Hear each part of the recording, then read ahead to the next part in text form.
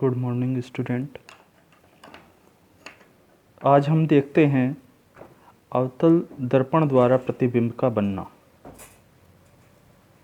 कि अवतल दर्पण के सामने जब वस्तु रखी हो तो उसका प्रतिबिंब कहाँ कैसा बनता है। उससे पहले हमें कुछ ध्यान देने वाली बातें हैं कि जैसे ये अवतल दर्पण है, ये इसका ध्रुव है, ये इसका फोकस बिंदु है और ये इसका वक्रता केंद्र है। वस्तु कहाँ कहाँ हो सकती है? एक अनंत पर हो सकती है, एक अनंत और वक्रता केंद्र के बीच में हो सकती है, फिर वक्रता केंद्र पर हो सकती है, वक्रता केंद्र और फोकस बिंदु के बीच में हो सकती है, और फोकस बिंदु और ध्रुव के बीच और इन बिंदुओं पर हो सकती है। वही चार चीज़ें आती हैं जिन चीज़ों का हम ध्यान रखेंगे कि कहाँ बनी है, प्रतिबिंब कहाँ बना, कैसा है। ठीक है, कैसे में क्या है? वास्तविक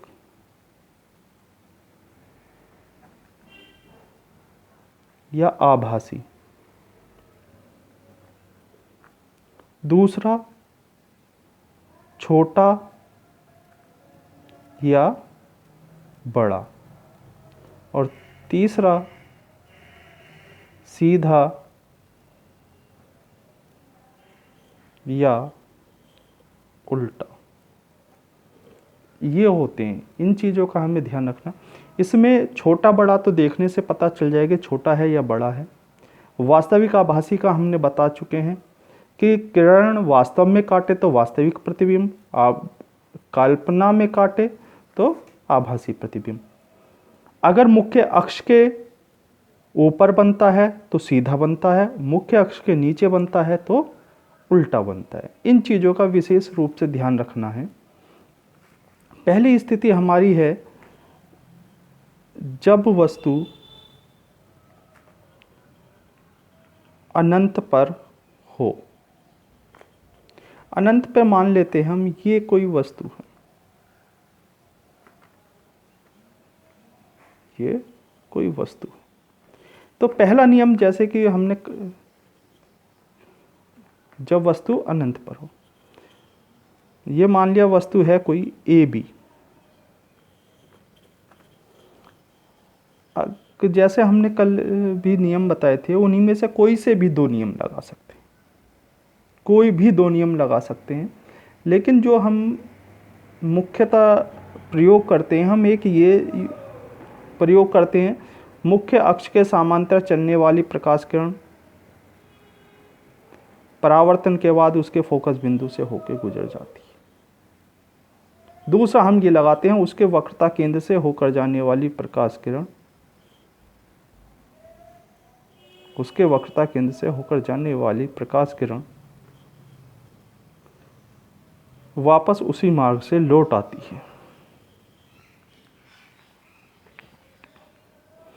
तो इसमें सबसे पहला हम ये देखते हैं अनंत वाले में कि मुख्य अक्ष के समांतर चलने वाली प्रकाश किरण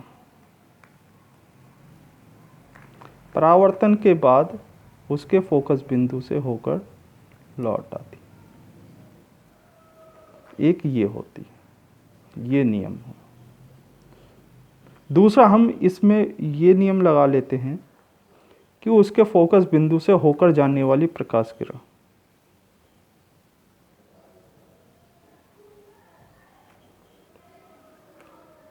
परावर्तन के पश्चात वापस उसी मार्ग से लौट आती है। मान लो ये है,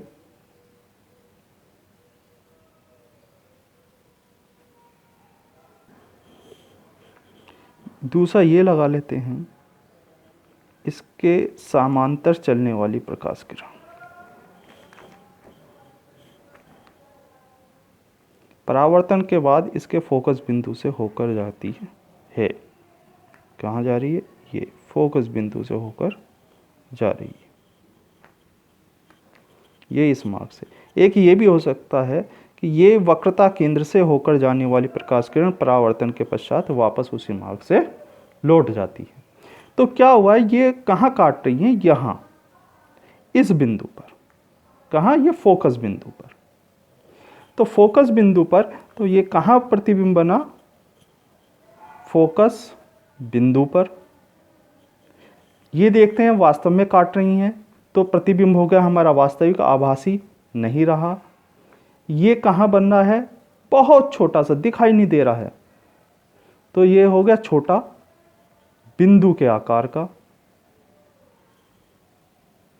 और ये है, अब आता है यहाँ पे थोड़ा सा कंफ्यूजन, यहाँ ये करता है कि ये उल्टा है या सीधा जब बिंदु का है। तो इसमें हमेशा एक थोड़ा सा ध्यान रखने की चीज़ है कि जो वास्तविक प्रतिबिंब होते हैं वो उल्टे होते हैं और आभासी जो प्रतिबिंब होते हैं वो सीधे होते हैं, इसलिए ये सीधा ना होकर ये उल्टा हो गया। ठीक है, ध्यान रखने वाली बात है, वास्तविक प्रतिबिंब जो होंगे वो उल्टे होंगे और आभासी प्रतिबिंब सीधा होगा। तो वास्तविक है तो वास्तविक है तो उल्टा। ठीक है, इसको बिल्कुल कंठस्थ कर लीजिए। अब आते हैं हम दूसरी स्थिति में, जब वस्तु अनंत व वक्रता केंद्र के बीच हो। ये है वस्तु ए बी, यहाँ से चलने, मुख्य अक्ष के समांतर चलने वाली प्रकाश किरण परावर्तन के बाद उसके फोकस बिंदु से होकर जाती। दूसरा देख लेते हैं वक्रता केंद्र से। उसके वक्रता केंद्र से होकर जाने वाली प्रकाश किरण परावर्तन के पश्चात उसी मार्ग से लौट आती है। ये अब देखो, ये कहाँ काटा है, यहाँ, यहाँ ये हुआ। अब कहाँ बना वस्तु का प्रतिबिंब, फोकस बिंदु और वक्रता केंद्र F व C के बीच। दूसरा वास्तविक आभासी, कि वास्तव में काट रही है तो वास्तविक। ठीक है, अब ये देखते हैं वस्तु से ये छोटा है या बड़ा, खुद ही फिर से देख लेते हैं, कैमरे की साइड डिस्टर्ब हो गया। पहला है ये, जब वस्तु अनंत व वक्रता केंद्र के बीच हो, यहाँ से मुख्य अक्ष के समांतर चलने वाली प्रकाश किरण परावर्तन के बाद उसके फोकस बिंदु से होकर जाती है। दूसरा, वक्रता केंद्र से होकर जाने वाली प्रकाश किरण वापस उसी मार्ग से लौट जाती है। अब प्रतिबिंब कहाँ बना, C और F और C के बीच। ठीक है, वास्तव में काट रही है तो वास्तविक, वस्तु से छोटा दिखाई दे रहा है तो छोटा, और नीचे अक्ष के नीचे बना है तो ये क्या हो जाएगा, उल्टा। और फिर से देख लें, वास्तविक है तो उल्टा, ये बनता है A डैश B डैश। ठीक है, अगली स्थिति में हम आते हैं, जब वस्तु वक्रता केंद्र पर हो। वक्रता केंद्र ये है, यहाँ है, फिर वही मुख्य अक्ष के समांतर चलने वाली प्रकाश किरण परावर्तन के बाद फोकस बिंदु से होकर चली जाएगी। फिर दूसरा इसी का है कि इसके वक्रता केंद्र है, वक्रता केंद्र पर जाने वाली प्रकाश किरण। अब इसको हम इस तरह से देख लेते हैं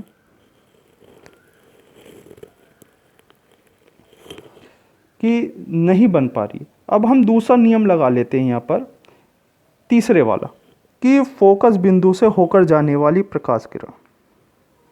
ठीक है, फोकस बिंदु से होकर जाने वाली प्रकाश किरण परावर्तन के बाद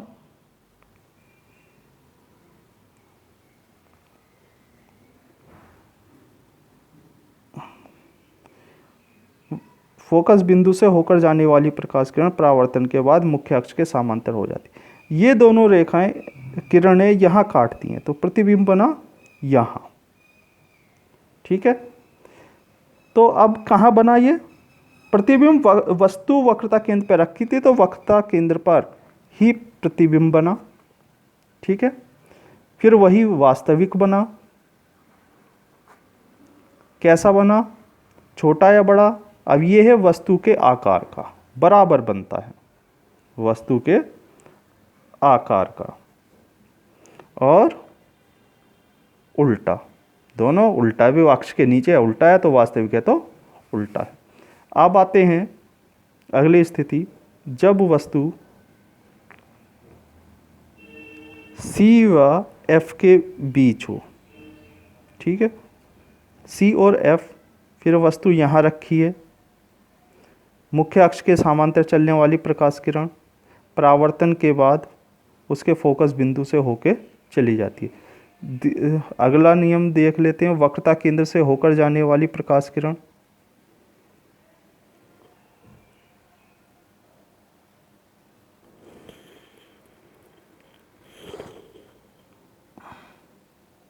या ये देख लेते हैं, उसके फोकस बिंदु से होकर जाने वाली प्रकाश किरण परावर्तन के पश्चात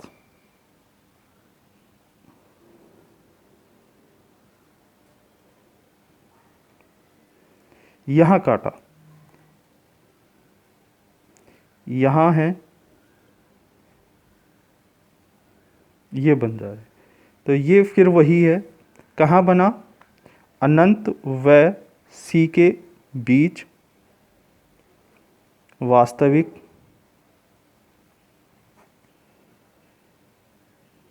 वस्तु से बड़ा और उल्टा।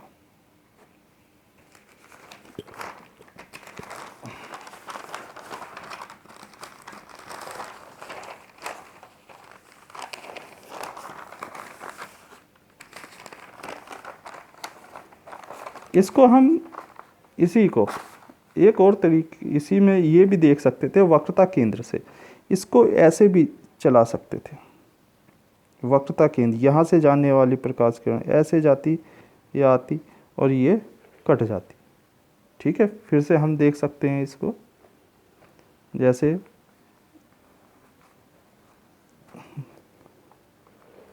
ये है,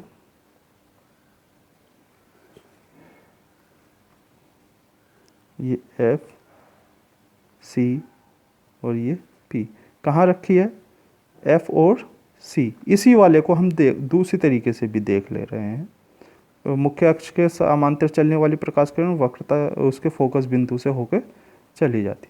दूसरा हम बता रहे थे वक्रता केंद्र वाला जो नियम लगाते उसी को लगा रहे हैं। तो इसके वक्रता केंद्र से होकर जाने वाली प्रकाश किरण, ठीक है, परावर्तन के बाद उसी मार्ग से लौट आती है।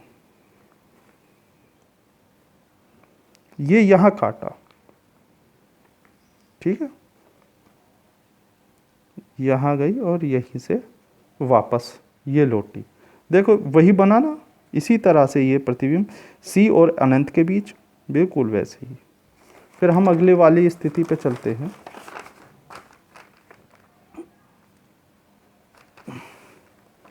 जब वस्तु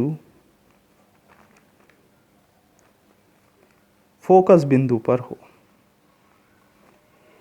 ये है फोकस बिंदु, यहाँ से फिर वही मुख्य अक्ष के समांतर चलने वाली प्रकाश किरण उसके फोकस बिंदु से होकर चली जाती है, ठीक है। फिर दूसरा है वक्रता केंद्र से होकर जाने वाली प्रकाश किरण,